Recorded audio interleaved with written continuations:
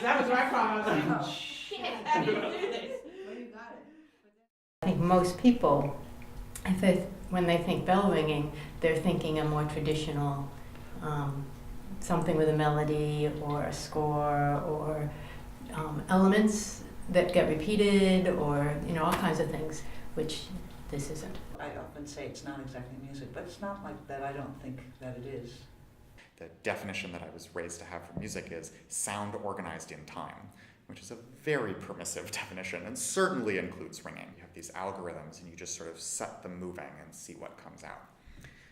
This is true for handbells as well as tower bells, but say, for instance, this tower has 8 bells, and you can ring on any number of them, but each bell has a number, and then there's a place that bell is. So usually you start off in rounds, and if there are, say, 6 bells, then the 1 bell is in first place, and the 2 bell starts in second place, etc. So if you think of it as naming the place that the bell's in, it's 1, 2, 3, 4, 5, 6, and then keeps going around.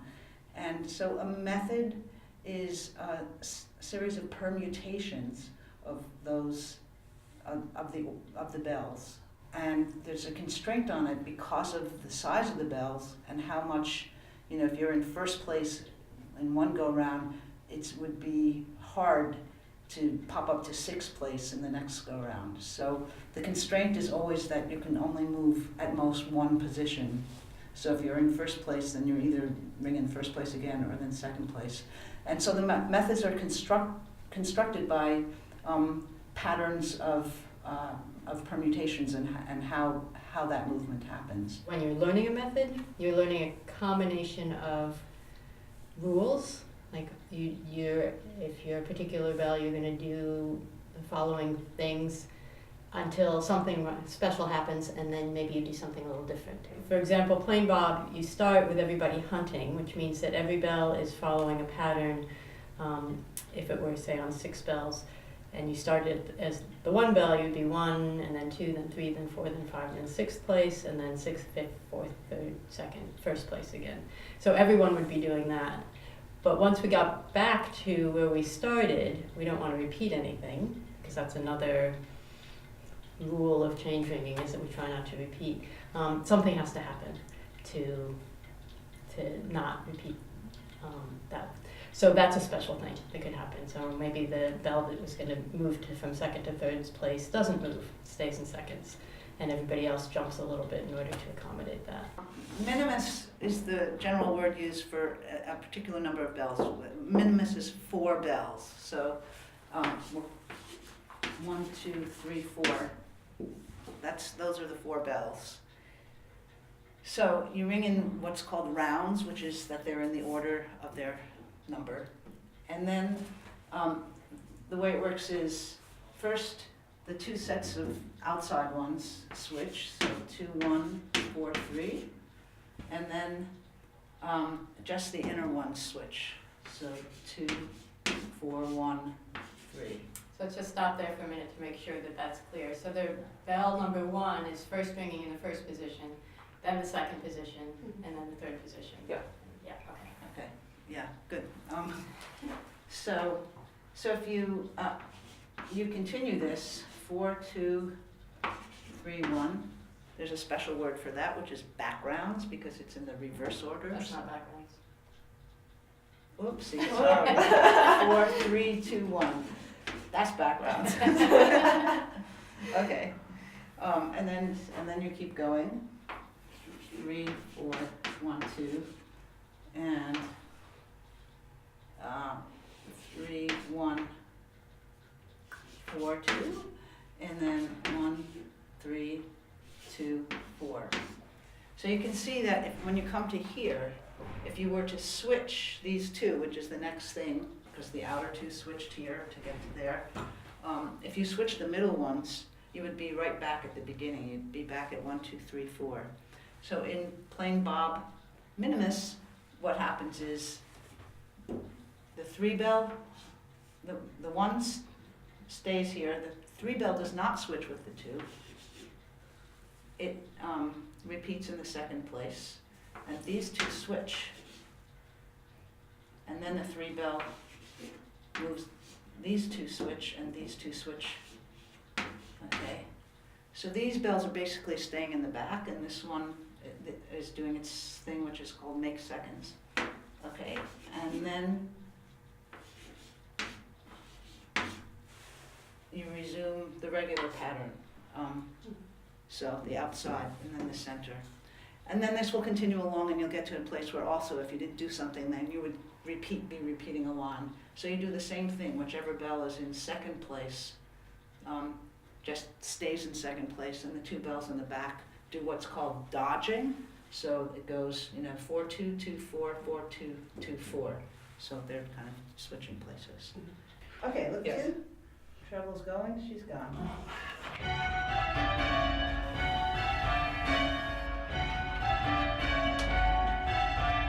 Don't miss.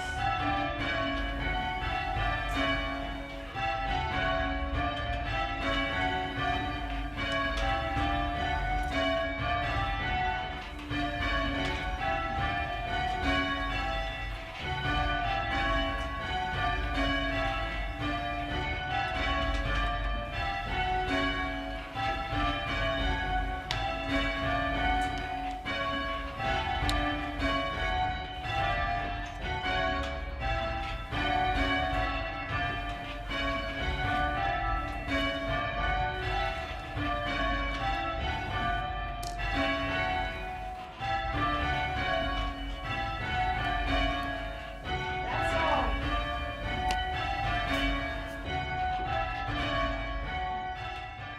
The bell, currently, right now, the bells are down, because that's the safe way.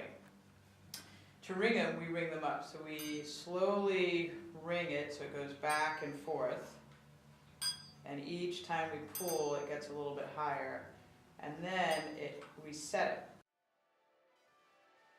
It's 2 strokes. This is called the hand stroke, and when we pull the hand stroke, it swings around. Again, the clapper hits it about 3/4 of the way up, and then it comes up here, and now we have a back stroke, which is the higher rope. While we find it to be music and beautiful, I would say not everybody finds it as such.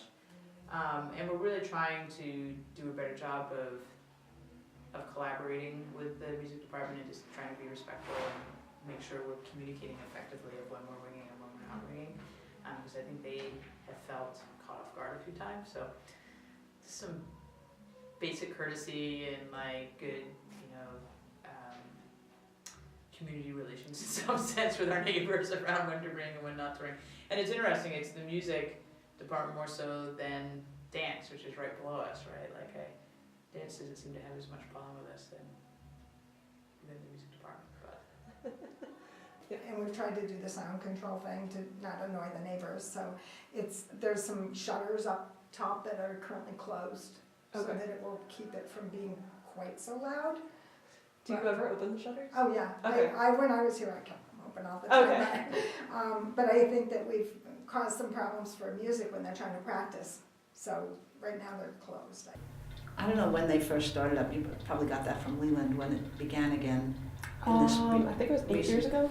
8 years ago? Yeah. So I think that it was very intentional to make the bells loud and heard so that Yes. people would, Come know join. that they were here, and then the hope was that it would generate interest and maybe more, ringers. They say it's like the most public practice you could possibly have. And there's a theory that you're supposed to tie the bells and not have it sounding while you're practicing, and only have it sounding when we're doing something like demonstrations and stuff. But I don't think that's a good idea. I think people should know the bells are here and that we should make sounds, because they have such a glorious sound. In a lot of towers, these days they have simulators where they hook the bells up to a computer, and then you can silence the bell just by stabilizing the clapper so it can't strike the bell. And then you ring the bells, and that sends a signal to the computer, and the computer plays the noise for you. And that's a way of practicing in a very private way. There's but it's heard around outside, and so people know and might have feelings about the bells if you live near here. I don't know. It's this little thing which is a little bit mysterious. But then if you run into somebody that has heard heard the bells or something like that, and they find out that you're going to the bell tower. It's like, really? Like, I hear that, or, oh no, that's so loud, or whatever. But it's sort of a nice, it is like bigger than itself. Why do I enjoy ringing? What brought me to ringing? There are a lot of answers. One of them is that I just love bells. There is something about the richness of the tone that you get in bells, the complex harmonics, that is just very attractive to me. I want to be listening to that. I want to be making those sounds. I was born in England and lived there until I was 6, so 1982. And that was one of my, there's a couple things that I have really distinct memories of, and one of them is the church bells. Like, I used to love, I lived in a little village called Herringworth that had a church, and then my childcare provider lived in Bullock, which had a church. And actually my best friend was the vicar's daughter. Like, I would jump over the fence with my Aunt Christine and go play with the vicar's daughter, and the community of the church was, and especially in village life, was really significant. And I loved the bells. I loved hearing the bells. I was always fascinated watching the ringers. And so when I moved to the States, there was nothing like that. Like, I couldn't understand why the bells sounded different. And get really angry. I would search for bells that sounded like this, and I couldn't find it. And so I'd always wanted to learn how to play them, but when I was in England, I was too young, and so I never thought that I was going to have the opportunity to do that. Well, here I work at Smith for 4 or 5 years, and then I discovered we've got a tower. One of 50 towers in the U.S. is sitting basically at the institution that I'm working at, which just blew my mind. While at Smith, the bell tower is like a refuge from the rest of my life in some sense, right? Because I don't really have to talk shop up here. I don't have to talk family stuff. I don't have to talk Smith shop up here usually. It's very, I'm not a person who meditates. Like, I have a hard time being still. But this is very meditative for me. Like, getting in the zone and ringing and thinking and not necessarily talking with people. It's incredibly meditative. So there's something very connected to the people I ring with, but I wouldn't say we're close friends. It's like bell ringing is a different kind of sport. Like, you individually have to concentrate, mentally concentrate. It's not hugely physical, so people can do it at all ages, but it's also, you're doing your one thing, but you're also working in a team. I like that it's a combination of, when ringing, you have to really focus, and it's also somewhat meditative. So I don't have that many things in my life which are both of those at the same time. And I like that it's a team sport, very cooperative. Doesn't work if we don't work together. So yeah, and I really like the sort of odd mix of people. Odd mix of odd people. We have students, we have people in their 70s, and we have community members, we have Smith people, we have visitors from all over the country and from England. It's just, that's a particular mix that I don't have elsewhere in my life. It can be really meditative to go into those, but it's meditative in a very particular way where it's not like you're just relaxed, you're completely focused, but on one thing, and it doesn't really leave room for other things, which is a very enjoyable experience. I also always tell people that I enjoy that it's an activity that uses all of me at once. It's a very physical activity. It's also a very intellectual activity. And then it's also a very social one. It's a zone, but it's also hyper-focused, not a zone where you clear your mind, but a zone where you 100% focus on the task at hand. So trying to remember 1, 2, 3, 4, 5, 6, 1, 2, 3, 4, 5, 6 over and over and over 5,000 times. After about 20 minutes, you say, wait, I don't know which number I am right now. I have to figure out where I'm at and refocus yourself. So it's meditative, but it's also very deeply focused.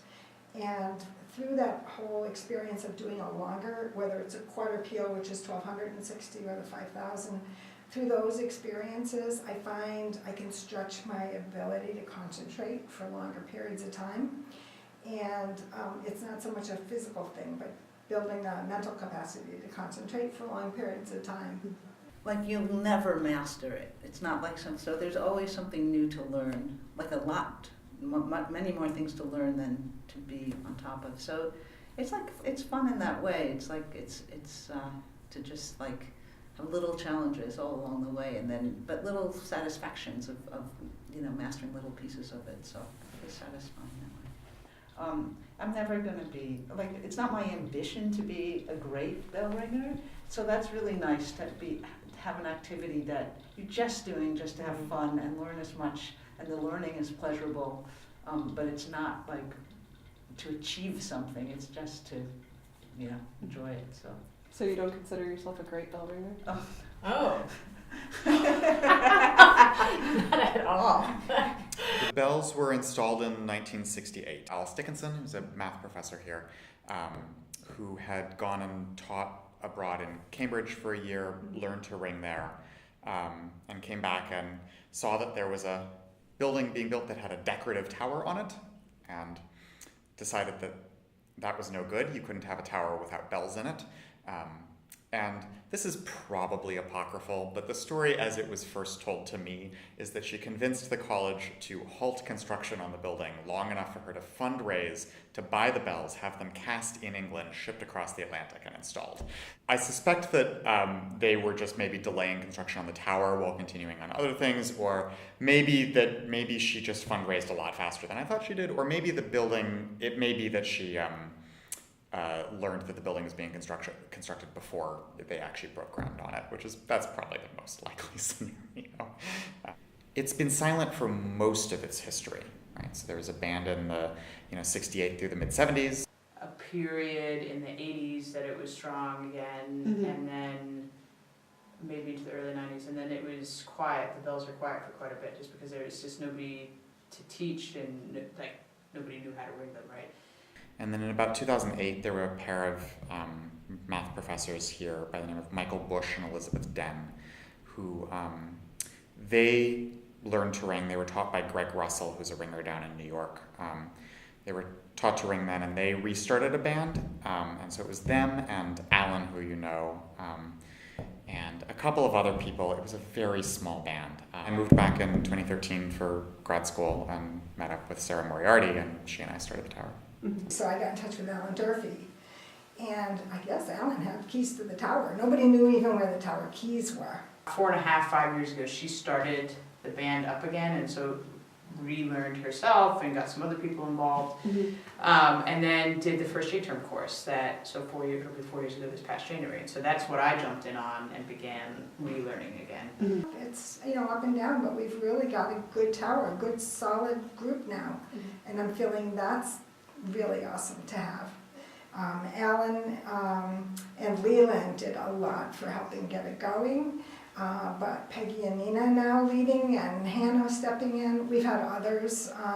Ann Wobrowski, who worked in the sciences, has come and gone a little bit, and Lucinda Williams, who works in the libraries, has come and gone a little bit. Her interest was more handbells, probably. Handbells are taking off now all over the place. Now I have a little bit of anxiety about the future of this community. So I feel very, very positive about what we've managed to build over the last 5 years since I've been here. And I really, I think that it's a very supportive group of people that we have there, and I'm really happy with that. We have a good tower dynamic. That is not always true. I've been to towers where it can be kind of unpleasant to deal with the social side of ringing, and that has never been true here. And I like that we have a really strong focus on teaching here. There are a lot of towers where the focus is really on just sort of ringing more advanced things, and it's hard to really work on teaching. The real focus on teaching and the commitment that we are just going to meet every student where they are, and however much they want to get out of ringing, that's what we're going to do. This semester we have one actual student who is not a Smith student, but who is taking doing bell ringing for credit, because now you can get 1 credit, or at least you could this fall. I am concerned now just because we've lost a lot of people in the last year, and we're gonna lose me at the end of this year, realistically speaking. But I think that, you know, Peggy and Nina, I think, are very committed and are really quite good ringers and quite good at teaching. So, you know, I'm working with them to help make sure that they're in place. And what we really need is more students to be ringing. But, you know. And then also, I do feel, one thing that makes me feel much better about it is that Hannah is involved. And I think Hannah is sort of a force to be reckoned with and not going anywhere anytime soon. So Hannah is the Smith recruiter. Yes. Yeah. It feels like home in a very real way. And it has been my primary community outside of grad school for a lot of that time. And yeah. Tower is a warm and welcoming tower, and kind of a nice family feeling. Some towers may be more formal or more serious about things. You know, they get a personality about them. We'll say this, and you use it if you want. We like to think of it as the queer tower, because That's true. yeah, It's true. I was a bit shocked by that. yeah. I mean, I'm not going to out anyone with names, but last week there were like 6 of us, and it was over something that was like, oh yeah, this really is. Why do you stay? Why do I stay? I think there was a point a couple weeks ago where I think Leah told me, oh, the reason why you're not ringing correctly is because you're too tense, and when you get stressed, your body tenses up. And I realized that that's something that just reoccurs all the time in my life, and bell ringing is one of the times where I can really relax and not have as much tension. And it's a way of trying to reduce anxiety, but not thinking about it.